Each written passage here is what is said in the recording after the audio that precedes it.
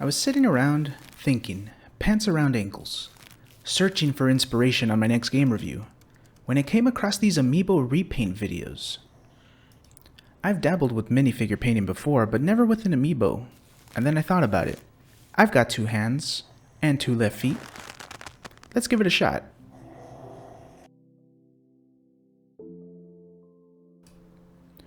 Now I know what you're thinking, this isn't a game review, but in all honesty, this is something that I've always wanted to try.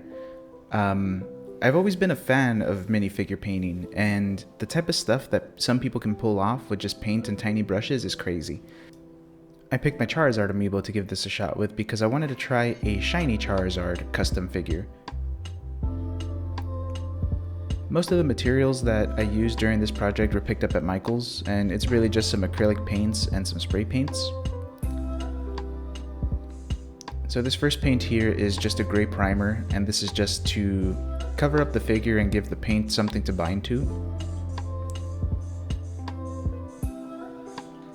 I've seen videos where people use a white primer applied from an angle above to try to give some highlights, and I tried that here, but I think ultimately it didn't do anything because I ended up just covering the entire figure in paint.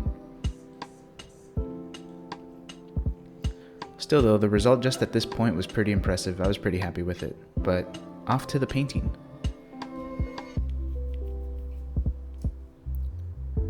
To simplify having to blend a lot of paints together, I just grabbed some paints that were as close to the colors that I needed. So I grabbed some dark grays for the overall body, some reds for the inside of the wings, white for the claws and eyes, and a cream caramel color for the belly and tail.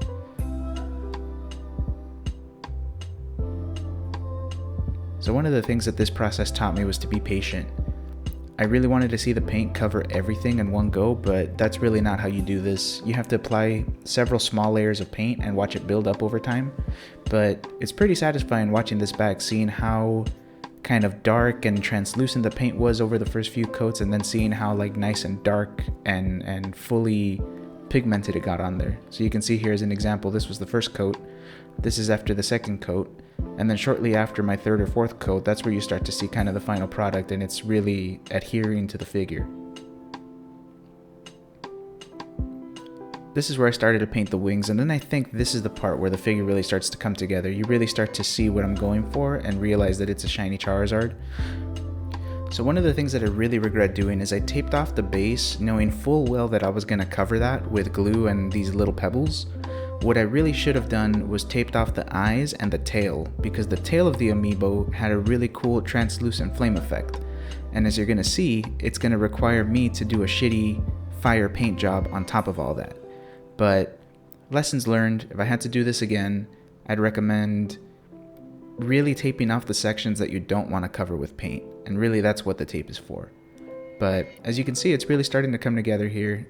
If you looked up a picture of a shiny Charizard and you looked at this, you would understand kind of what I'm going for.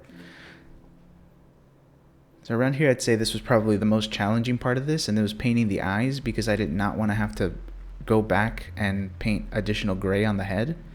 So I took extra precaution to be very, very careful with the brush strokes that I was doing to put in the paint on the eyes there. And ultimately, I think it worked out. I got the paint where it needed to go, and luckily I didn't get much more anywhere else. But the eyes were definitely the most challenging part of this whole thing. And probably even more challenging than that was the irises of the eye.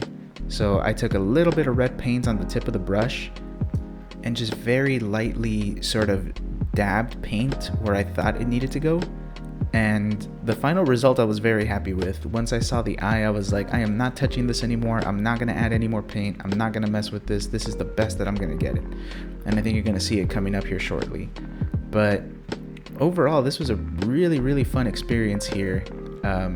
I've never painted anything like this before, and although it's not the greatest paint job ever, it's something that I recommend to anybody that has any interest in minifigure painting. If you have any Amiibos lying around, go ahead and grab one. Do an alternate skin. Do, a custom paint job. If you have the Pokemon ones, try these shiny Pokemon things. So this is where I tried to get a little fancy. I got this like pale blue metallic-y paint, and my idea was it's a shiny Pokemon, so it's got to have some shine to it. So I figured I'd water it down and make a wash out of it, and I tried to paint the exterior gray parts of the body with this shiny blue metallic sort of shine to give it some glitter. Ultimately, I think I dabbed off more of the paint than I put on, so it doesn't really show through in the final piece, but it was a good attempt, and I thought, I did my best. So here you can kind of see the final paint job of the figure, and I went on to decorating the base because I thought that'd be pretty cool too. So I dabbed some glue on the bottom of the base. I got these little ash colored stones and I started pouring them all over the glue, and I made the decision to just fully cover everything, so I added some more glue to the base to just fully cover it in these little stones. And I really like the look. I think it really added a lot to the figure, and it made it seem like it was, you know, more intentional than it just being on the typical Amiibo base. After that, I just added some final dabs of glue, and I added these little moss features to make it look like bushes and just kind of, again, add something more to the figure itself. And I gotta say, I'm really happy with how this came out. Was not expecting it to look as good as it did, especially having little to no experience doing any of this, like having this be kind of my first real attempt at customizing anything. So really excited at the final results, and I encourage anyone that's interested in doing anything like this to go ahead and give it a shot. It was a lot of fun, and seeing that final result made me really happy. If you've tuned in this long, thank you again for watching. Don't forget to like, comment, and subscribe, and regular game reviews will be coming back soon. Peace.